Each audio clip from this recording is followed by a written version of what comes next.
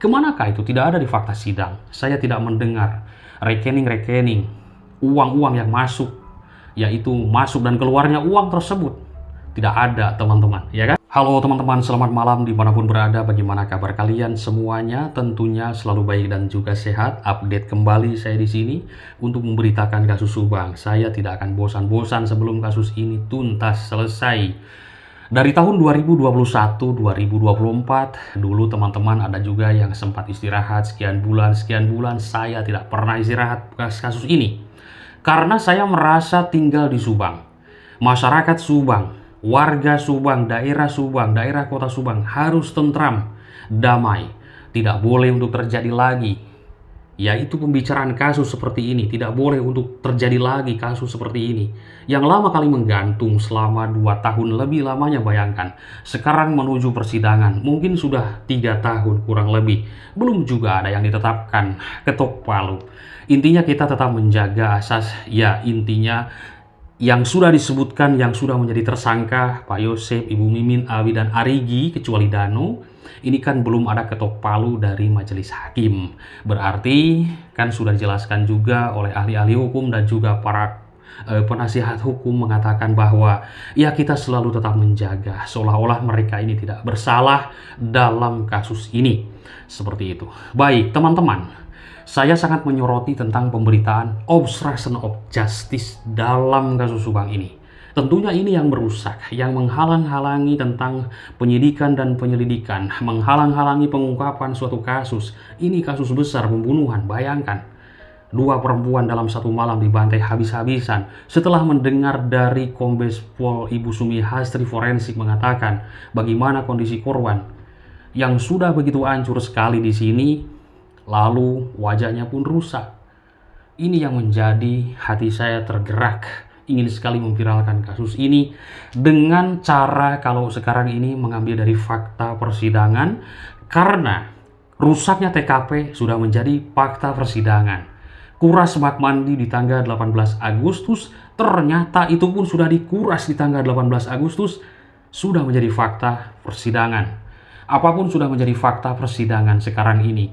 Nah, saya waktu mendengar keterangan dari Uci atau Sumad atau si Banpol tersebut, jadi ternyata di tanggal 18 Agustusnya pun, yaitu di sana masih panas-panasnya bergejolak kasus itu, ternyata bak itu dikuras pakai selang menurut dia. Namun selangnya itu kepanjangan, dipotonglah itu selang tersebut untuk menyedot air dari bak tersebut. Sedangkan ini tidak sinkron dengan keterangan Inapis Polres Subang, Bapak Asep Nugraha. Dia tidak mengetahui kuras bak mandi tersebut. Bahkan yang nyuruhnya pun tidak mengetahui sama sekali oleh dia sendiri. Dan Pak Asep Nugraha mengatakan TKP itu kan luas. Itu tidak diketahui kuras bak mandi, sedangkan Pak Asep belum mengidentifikasi bak tersebut. Beliau mengatakan penjelasan di persidangan, itulah faktanya. Nah, ternyata sudah dikuras, dan Banpol mengatakan Pak Sumad ini yaitu disuruh oleh komandan menurut dia, teman-teman. Jadi ternyata kalau kita simak teliti, obstruction of justice, pengerusakan, pengaburan data-data di TKP itu sudah ada dari tanggal 18 Agustus. TKP rusak, warga sipil bebas masuk, terobos polis lain, bebas kamera seperti ini, segala macam jejak digital membuktikan dari dulu sudah banyak sekali kerincuan dan kekacauan dalam kasus ini, akhirnya lama menggantung. Nah, sekarang Danu sudah mengakui perbuatannya. Saya tidak akan bilang menyerahkan diri. Sudah mengakui perbuatannya, dia mengakui pelaku. Kenapa saya tidak bilang menyerahkan diri? Karena saya mendengar ada sebuah data mengatakan, ya sudah dibahas di publik juga, jadi Danu ini sudah terjebak oleh pertanyaan penyidik di pertanyaan 15. Itu kan pertanyaan 100 ya, misalkan 200 pertanyaan. Itu sudah langsung mengakui di malam itu. Jejak digital teman-teman bisa simak di Misteri Mbak Suci, di channel-channel yang lain ya. Waktu itu pemeriksaan Danu di Polda Jabar tidak hadir ya Bang Taupan, hanya dihadiri dari tim ATS, yaitu kalau tidak salah Bang Okta sama Aduh, saya lupa ya, nanti teman-teman bisa simak kembali. Di situ Danu sudah mengakui. Namun, Kombes Pol Surawan belum percaya pada saat itu. Akhirnya digalilah terus keterangan Danu ini, akhirnya sudah paten. Ya, Danu dipanggillah ke Polda, ditahanlah, muncullah nama-nama yang disebutkan Danu. Disitulah.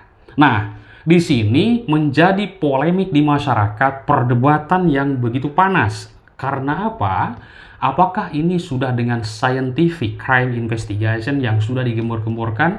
Dan kemarin Pak Kapolri berpesan harus didukung dengan scientific crime investigation dalam pengungkapan atau penetapan tersangka pun, dan jangan terburu-buru.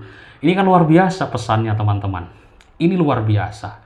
Nah, yang saya harapkan sebagai warga masyarakat, mungkin teman-teman pun di seluruh tanah air yang menyimak kasus Subang ini adalah OOJ. Disitulah kuncinya. Obstruction of justice, atau orang yang mencuri handphone Amalia. Nah, sekarang ini harus terbuka semuanya. Sebenarnya di persidangan, fakta sidang yang saya belum dengar adalah rekening Amalia, tabungan Amalia, ATM Amalia. Kemana saluran uang-uang tersebut yang kata Pak Yosep adalah dia memiliki sebuah yayasan yang menaungi SMA dan SMK. Kemanakah itu? Tidak ada di fakta sidang. Saya tidak mendengar rekening-rekening, uang-uang yang masuk, yaitu masuk dan keluarnya uang tersebut. Tidak ada teman-teman, ya kan? Jadi sehingga kesannya, ya ini saya melihat kok, ini kok tidak ada di BAP atau bagaimana, kan seperti itu. Ini harus semuanya terbuka, terang benderang kasus ini, agar masyarakat mengetahui, oh ternyata motivasi para pelaku ini adalah benar-benar uang, adalah benar-benar sakit hati, dendam, ya kan? Seperti itu. Ini sebenarnya motivasi dalam kasus Subang ini belum jelas sih kalau saya lihat, apakah uang, apakah sakit hati, apakah dendam si para pelaku ini. Ini belum jelas sebenarnya, karena belum terbongkar semuanya terkait tentang sekolah, terutama dana yang keluar masuk atau yang masuk bantuan-bantuan negara ke sekolah tersebut. Kemana salurannya, siapa yang pegang, kemana uangnya. Ini kalau terbongkar, motivasi para pelaku akan terbongkar, terkuak semuanya. Bisa saja ini efek domino, banyak hal yang terlibat, ya kan? Seperti itu teman-teman. Sebenarnya kalau melihat dari JC, ya sekarang ini belum terbongkar semuanya. Banyak kali keterangan-keterangan ya pantas dikatakan oleh pakar ya psikologi forensik Bang Reza Indragiri mengatakan pengakuan adalah akan adanya kerusakan dan lupa dan tidak akurat karena mengalami distorsi atau tidak akurat. Dan itu barang yang mengganggu dalam sebuah penegakan hukum. Mengakui bisa saja menyembunyikan pelaku lain, mengakui bisa saja menutupi pelaku yang sebenarnya karena dia membela. Allah, sudah saya mengakui, biarin si A, saya berkorban demi dia karena nanti bla bla bla. Bisa saja seperti itu. Luar biasa ketika saya menyimak dari keterangan Bang Reza Indragiri. Pak Asep Nugraha sudah begitu jelas, kita kembali lagi menjelaskan bahwa berpesan status quo, tidak boleh siapapun yang masuk ke tempat kejadian perkara. Lah si Uci, Banpol Uci, Kuras Bakmandi tidak tahu.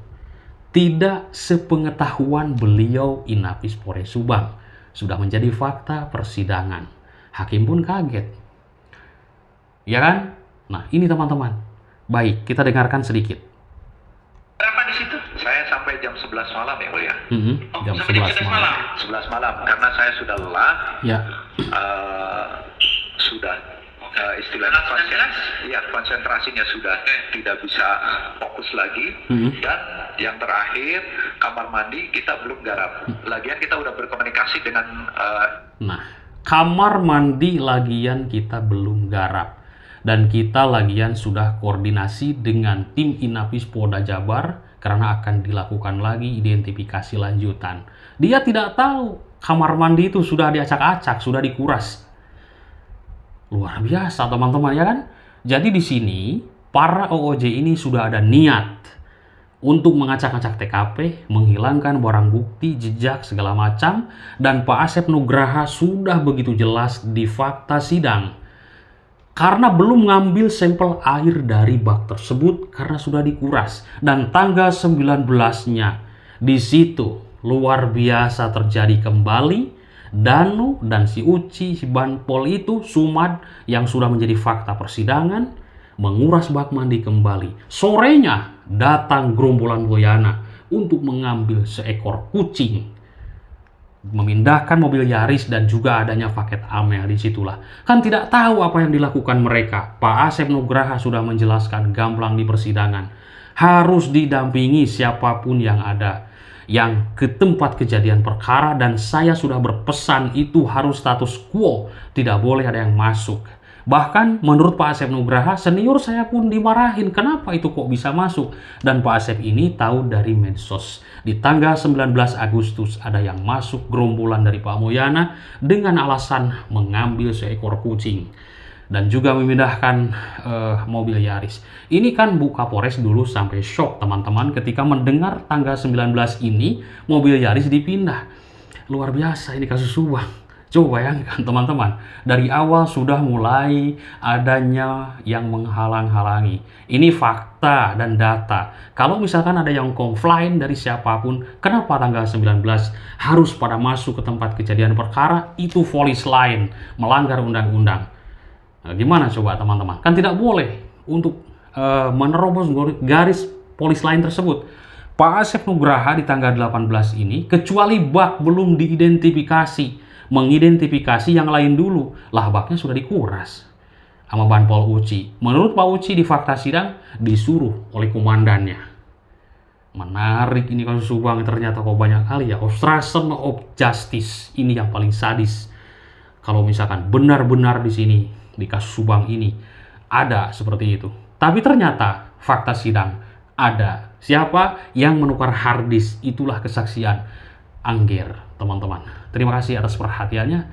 Besok pagi kita lanjutkan kembali. Semangat terus viralkan kasus ini. Jangan tanggung-tanggung. Semoga cepat terungkap. Bye-bye.